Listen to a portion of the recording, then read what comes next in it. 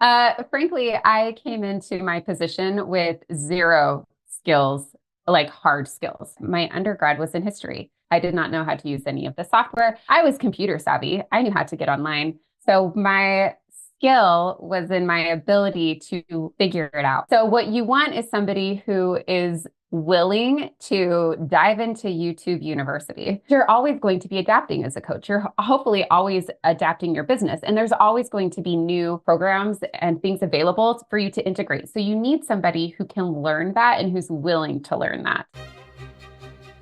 You are the well-being wisdom warrior, the heartfelt healer, the luminary leader, the health harbinger, the shaman, the witch, the guru, the guide of humanity to an embodied, enlightened future. Welcome to the Well Pro Show, the podcast for wellness pros. Where your wellness lifestyle is your core leadership strategy. Experience the camaraderie of collaborative colleagues. Where your job as a wellness pro is to guide the transformation. You are the resistance, the future, the way forward. You are the community counselor, the change maker. The Well Pro Show, brought to you by futurist thought leader Kate Stillman and the team at Wellness Pro Academy. Made for you, by us.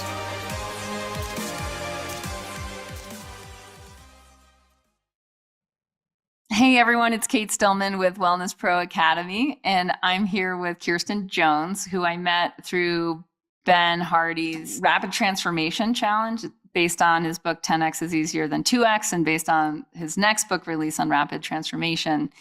And I was, as the leader of a global coaching organization, I was really impressed with Kirsten and the role that Kirsten was filling in this challenge for the members. And so I basically wanted to put her in the hot seat and grill her so that our members who are looking for an assistant know some of the things that someone who's basically like running behind the scenes of a coaching program and how to service members, what some of the roles and functions are and just sort of how the role evolved. So that's what we're going to talk about today. Awesome. Welcome, Kirsten.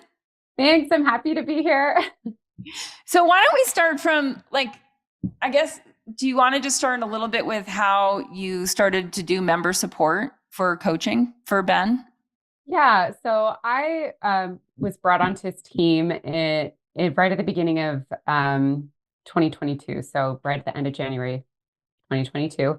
And I was brought on to take over his AMP Gold program. So he used to run yearly membership programs. And they had an opening and I filled the credentials for it. So I came on just managing that program. And then later that year, Ben approached me in a meeting and just asked how I felt about trying to expand into a challenge and maybe doing like a quick 6-week challenge. And so that's kind of how my role evolved into where we are 3 challenges later.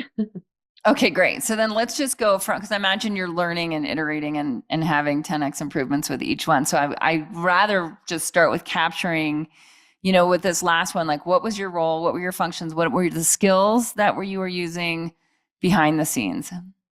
Yeah, so that is something that we really strive to do as a team is make sure each iteration that we put out is 10x better than the last. And so by the time we got to this challenge, I had really developed a good idea of what it looks like to operate. And one of the things that you kind of have to be willing to embrace is you're going to a little bit be building the airplane in the sky. You obviously want to be going into it with a framework. But the reality is that every time you 10x something like this, there are going to be unknowns that you have to be kind of prepared to handle. So we had a good framework going into it of exactly what kind of content Ben was going to deliver.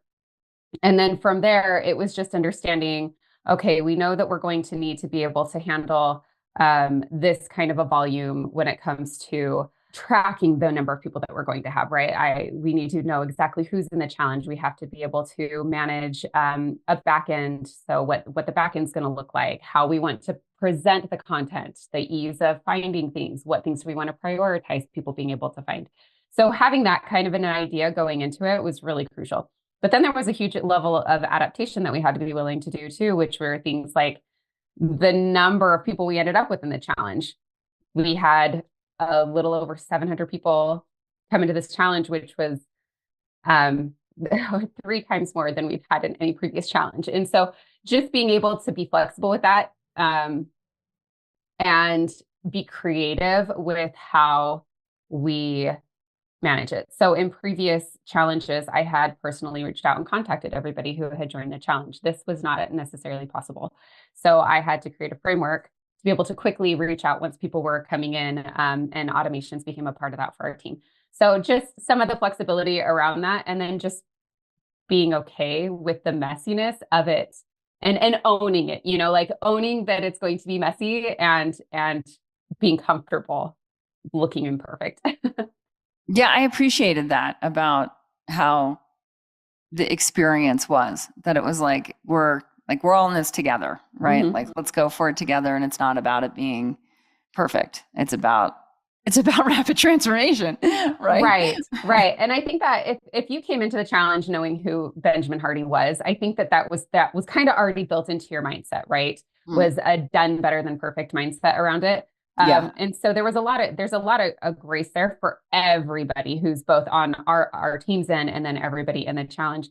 But it's also super important to understand that when you're supporting members and that's your priority, is supporting their experience, a lot of other things are just going to have to wait. So there's busy work that comes, right? There's just the documentation of everything that comes, and it always has to take second place to supporting the members. So, and that's something that you kind of have to be okay with too, is if you're an OCD type or somebody who really likes like that type A things done, you're going to have to let go of some things. So if member support is your number one goal, if engaging members is your primary function, then you're going to have to be okay with cleanups on the back end. Yeah. So you were part of the initial, like just the setup of the learning management system and how the information and the user experience flowed. Yes. And then as we started in the challenge, we would submit documents along the way. Do you want to just describe how you guys support member accountability to the process with submitting documents? Right. So part of the function of submitting, and this is kind of evolved too. So part of the function of submitting documents for us in this challenge was an accountability measure for the members themselves. I did not necessarily go through and read every single weekly assessment that we posted. But when it came to the thing, like I chose where my energy would be best spent as a form of support for the members, which became the reports that Ben had people submit. So for that, honestly, it was just embracing the time-consuming nature of it and really diving into people's experiences. So it was important to me that if members were taking the time to send it, then I was taking the time to understand what was going on in their world and be willing to gather that information to share with Ben so that he knew what was needed for the challenge members. So in that way, like the point of the filter was both to offer support and to continue to allow for an expansive learning environment that was flexible for what everybody needed. And what percentage of people actually did submit reports? So out of the 700 people we had, usually we were looking at around a quarter to a third would submit. So I'd get anywhere from 200 to 300 reports and things submitted. Wow. And then of the ones that aren't submitting, because I know for a lot of coaches out there, they're like, how much do we try to get people to do things that they're resistant to that are part of how we want things to run?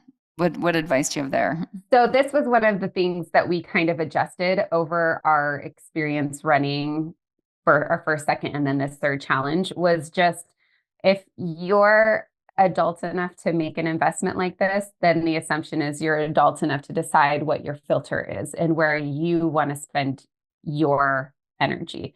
Because for some people, the content is all they want. They're not looking for the engagement from us. They're not looking for a community. They're not looking for, me to help or coach or provide feedback, right?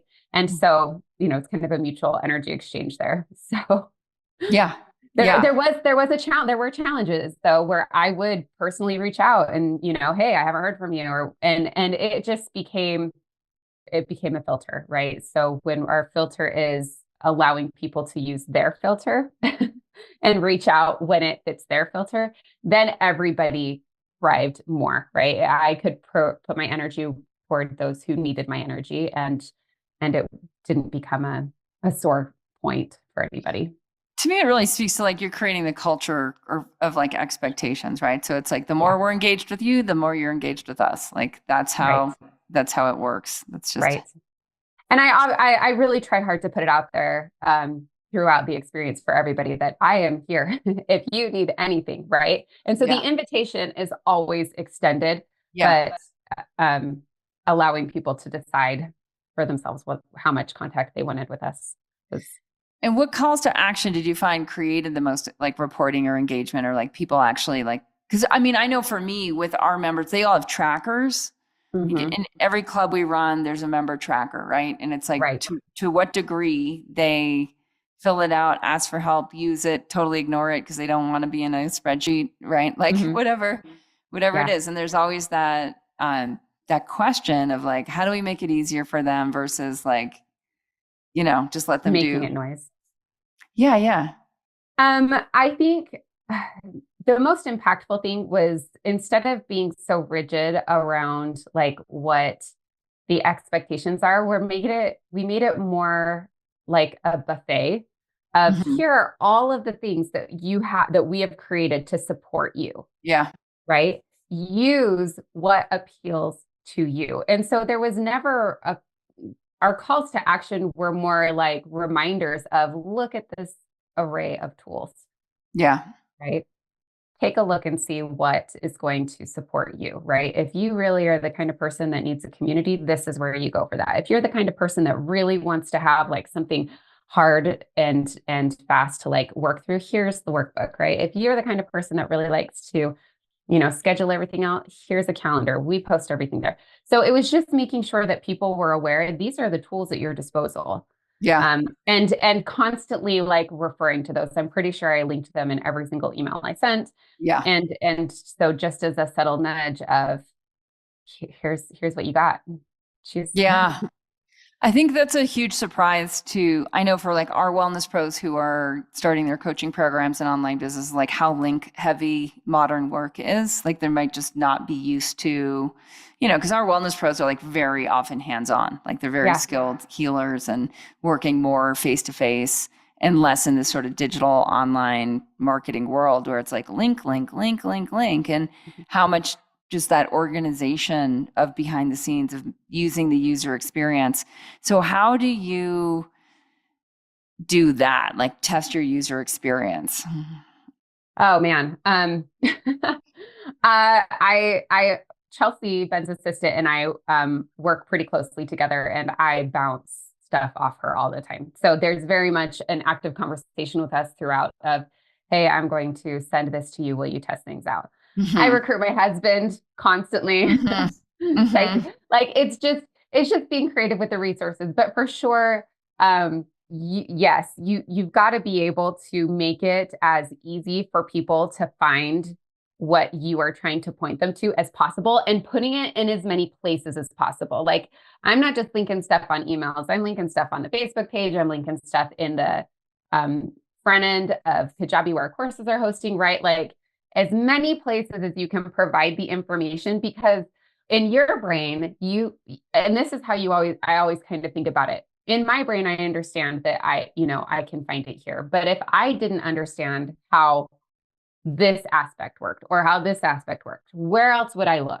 Where else could I put it? Where else can I make it available? And just be willing. And it's not because people are unintelligent and you're not trying to pander to them. What you're trying to do is appeal to everybody's the way everybody processes the environment, right? An online or learning environment, because everybody's going to process an online learning environment in a different way. So just the more you can make it available, the better off it's going to be. Yeah. Cross-linking, backlinking. It's like, it's such a Yeah. Yes. And And then just be prepared for links to break. Links will break and people will let you know about it and they'll email you and they'll say, hey, just so you know.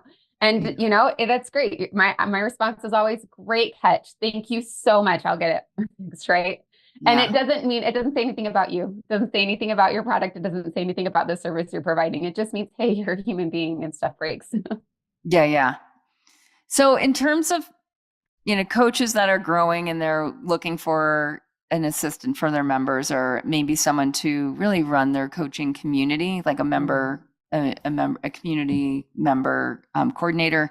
What are some of the skills like that you came in with, or that you feel like you've developed along the way that are critical to you being able to do your job? So, Besides your secret sauce. right. Frankly, I came into my position with zero skills, like hard skills. I did not know how to use any of the software. I was computer savvy. I knew how to get online, but I came in my undergrad was in history. So my skill was in my ability to figure it out. Mm-hmm. And so what you want is somebody who is willing to dive into YouTube University to learn how to use software or features or other things that they don't know how, because you're always going to be adapting as a coach. You're hopefully always adapting your business, and there's always going to be new programs and things available for you to integrate. So you need somebody who can learn that and who's willing to learn that. Mm-hmm. So that would be what I would look for if you wanted somebody who can come in and be flexible and excited about anything you throw at them for your business. Mm-hmm. So is somebody who's willing to learn new things. I mean, that's the number one thing we hire for in our company is like willingness to learn new things, willing to like the yes person that'll say yes to everything and just go where you need them to go next because of the nature of small business and a VUCA world. Right. And Right. And the conversation can be really honest. I mean, when I got hired on Ben's team, I was honest, like, I've never used this program before. I've never done this before. This would be my first experience. But I also, was honest about, I know how to use the computer. I know how to use the internet. I know how to research things. I know how to build skills for myself. I know how to, try something and fail at it and then learn from that. Right. And so the conversation needs to be honest with somebody that you're hiring to take that on. But I don't know. I feel like the right person doesn't need to be disingenuous about what their skill set is. I think that it's, you kind of pick up on somebody's capacity to invest in education for themselves, right? Their own education. yeah, absolutely. The shift from, these masterminds, challenges, membership communities, like this is a growing business for coaches. And I want to return a little bit to the, like how much hand holding and the filters and like the pointing back in and how much that has to do with price point or the size of the size of the community, or maybe the fame, whatever we want to call that, the fame of the guru, if you will. Yeah, the value of their time, right?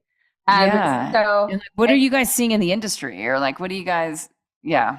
So when Ben told me what the price point of this challenge was going to be, I mean, working with Ben, right, who is a 10x, who's a 10x thinker, his 10x goal was intimidating to me. And I honestly was like, Ben, I don't know, $2,000 for this program.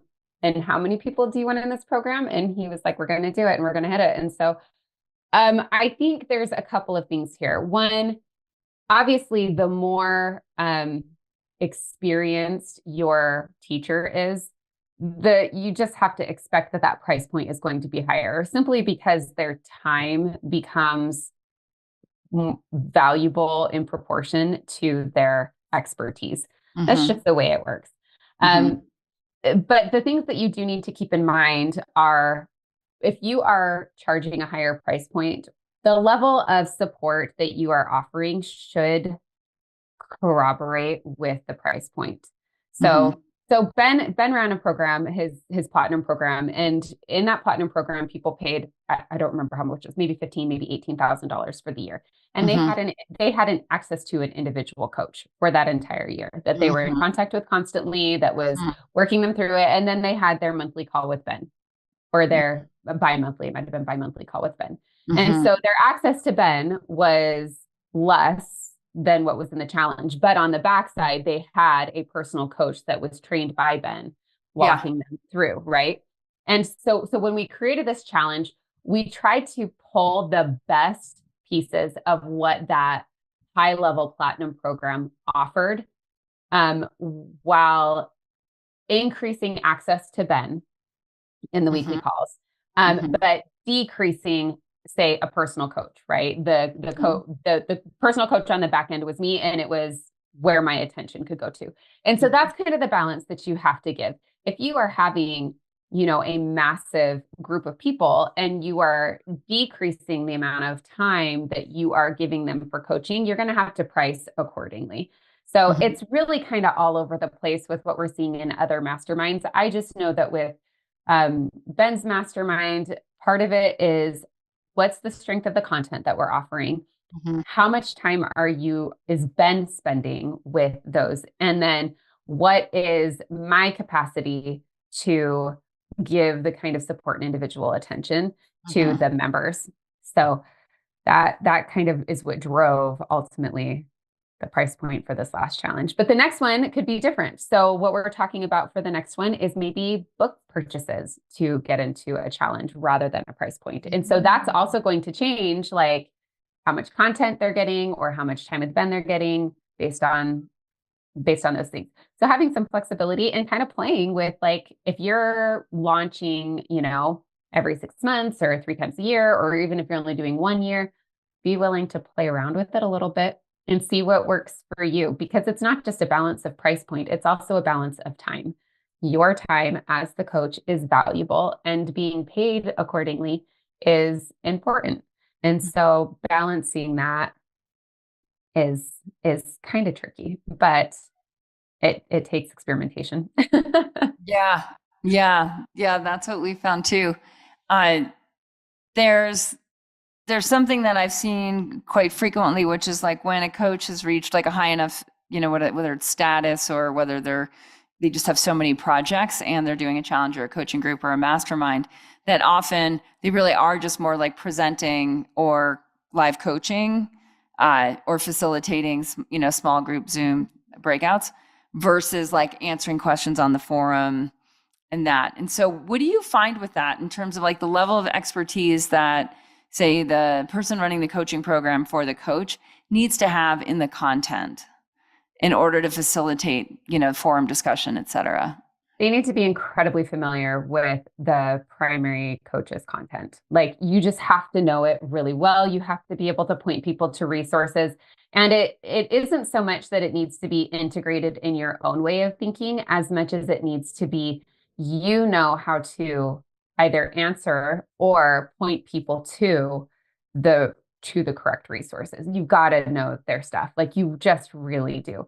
So, having worked for Ben for 2 years now, I know his material pretty well, but there are always questions that I get asked that send me researching, because, without fail, there's a never ending library of material that he's put out at this point. Bottom line, when you are looking for somebody to take that back end or take that support, you are also looking for somebody who is willing to dive in to your philosophy as a coach and to really immerse themselves in an academic way, honestly, in your philosophy. So on Ben's team, we obviously all read Ben's books, but we also all read the books that Ben's reading. So it isn't so, because immersing ourselves in how he thinks is part of our job, and part of not just supporting like his challenges and his members, but also him as he formulates. So yeah, you need somebody who's willing to do that. And then you as the coach also are going to have to learn how to kind of mentor this person who you're asking to mentor your people. So it kind of becomes that kind of a relationship. Yeah, that's crucial. Yeah, I just want to return to like one of the things I trained my team in is like answer questions with links, like answer questions specific to the resources rather than needing to know the answer to the question. It's like Yes. find where the answer is and get good at that. So I'm glad we're on the same page there. Yeah, let's return to the mentoring relationship between the coach and the person running their community. What has been most valuable to you in being mentored to run the community? I think the most important thing for me has been really being able to have a trust relationship with Ben, where we've worked together for long enough now that I can kind of act unilaterally in certain respects without needing to run every single thing by him. And at the same time, be able to give like real feedback for him when it comes to the content or the material that he's providing. And so that reciprocal relationship and him and I kind of working on that transformational relationship has been really crucial for the success of these challenges. So there's a lot of, honestly, like there's at this, by the time we've gotten to this point, Ben's energy as the coach needs to be fully invested in creating the content and doing the research to support what we're doing, right? Like what's being put out there. And so he can't have his hands in this. He can't have his hands in any of the rest of it. All of it goes to doing what he does best, which is researching the psychology, right? And so that takes a lot of trust on his part and a lot of trust on my part to be able to know that he trusts me to do what has to be done. And that I would say has been the biggest aspect coming out of this mentorship is developing the confidence in his trust in me, right? Because that's it is a weighty responsibility to take somebody else's philosophy, psychology, ideas, and then go and provide support in their behalf. Like, do you understand what I'm getting at here? I've written emails as Ben where he has said, hey, I need you to put this email out. Here's the message. And that is an extremely weighty thing because people don't invest in me. They're investing in Ben. Yeah. Right. And so having that mentoring relationship over the years that has been, partially built on just honest conversations and feedback of, and being willing to tweak and adjust. And then also like letting me totally flop and being okay with that happening. Which has happened before. Sure. Yeah. It's going to happen. It's going to happen. Yeah. Right. And so there is a risk that as a coach, if you're looking for somebody to take this back end on, you're going to have to like soothe yourself around knowing that they've got a learning curve. And part of the trust of creating a really strong relationship there is going to be you allowing that learning curve to make them a better fit for your team. They're going to come on, they're going to be great. You're going to be excited about them. They're going to mess up. And then, how are you going to roll with that? Because that's where that mentorship and that trust. Yeah. And then what are some of the metrics that you guys measure for like you either in your role or the community's performance in the challenge? So for our individual roles, we set our own metrics on what we'd like to see. So my focus on these challenges is always how can I ensure that members are thriving and with what we've given them. And so my metric is always how many members have I talked to? How many people do I know their story? Do I know their name? Do I know their face? Do I know specifics about them? Even if I'm not necessarily actively reaching out, I'm, engaged in their experience. And with a lot of people, obviously, that can be a really difficult and overwhelming job because there's always going to be things on the back end, like, how many, I can't even think of any, how many, comments did I respond to? Like there's things like that, but it is kind of having a metric like that feels a little bit less personal. And so mine was always more about what level of engagement do I feel like I can report on for members? How well do I know them? As far as metrics on engagement go, we really look at things like how many people submitted reports, how many people show up to the calls, how many, you know, Facebook was for us, this was our first time using Facebook for a community for a challenge. I really thought it was successful. So looking at that was, you know, are people posting? Are they communicating? What kind of engagement do we have there? And then toward the end, the metric that we were kind of looking at was how many people submitted a final video. How many people felt like that was worth. How many people did submit a final video? You know, we had around 180, about 180 people submitted a video. That's a lot. It was a lot. It was a lot. I was slightly disappointed. I was really hoping to see more. It's my favorite part of the job, but the holidays, right? I mean, it was right at the holidays. I'm sure that had a lot to. It was. Well, and some people just didn't, you know, like if it doesn't fit your filter, it doesn't fit your filter. Yeah. I can't blame you for not wanting to go through that and be like, I only have like a right. And those of us who are uploading videos every day, it was just one more video. Like it wasn't that hard, you know? Right. So like just the barrier to like that. I think I did mine driving. Yeah, it was fantastic. I loved it. I'm so happy. So what I'm getting to is that what I'm getting to from my own experience is there's really a different level of a challenge versus an annual group, because we do both and you guys have done both. And there's just a really different motivation, energy, level of engagement that we need to see in shorter duration projects like a challenge. And what I'm getting from you is like having someone that is really devoted to member experience and tracking it.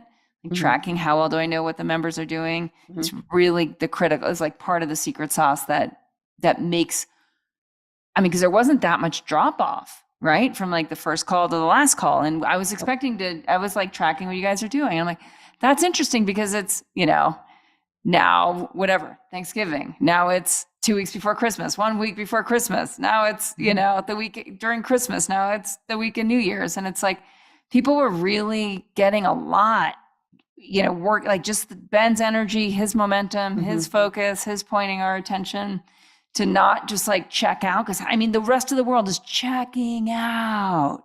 I know. I honestly, it's probably one of the coolest experiences I've ever had is watching people stay so engaged through the process. And we've done, we did a challenge that was a whole quarter. We did a challenge that was 6 weeks. This was an 8-week challenge. And I will say that the length of the challenge does matter.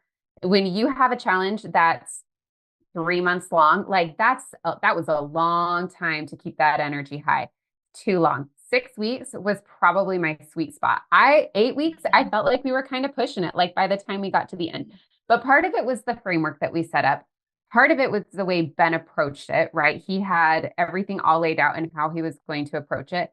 And I think that part of it was having a guest on for the last 2 weeks. I really think that bringing Chad Willardson on those last 2 weeks just kind of infused it with just like a little bit of energy or some freshness, like a different take. And I think it kept people kind of engaged and drawn in. And so there were those things as far as the call goes.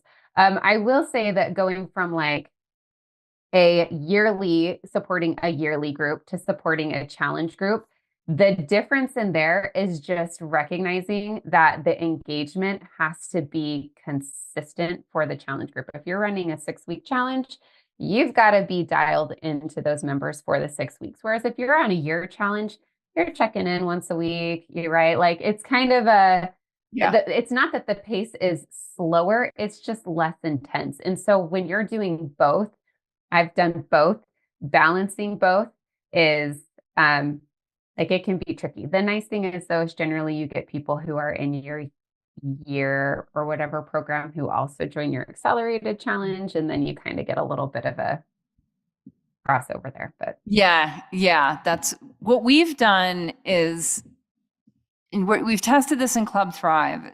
We do 2 detoxes and 2 primal habits challenge a year. And those are hard things to do.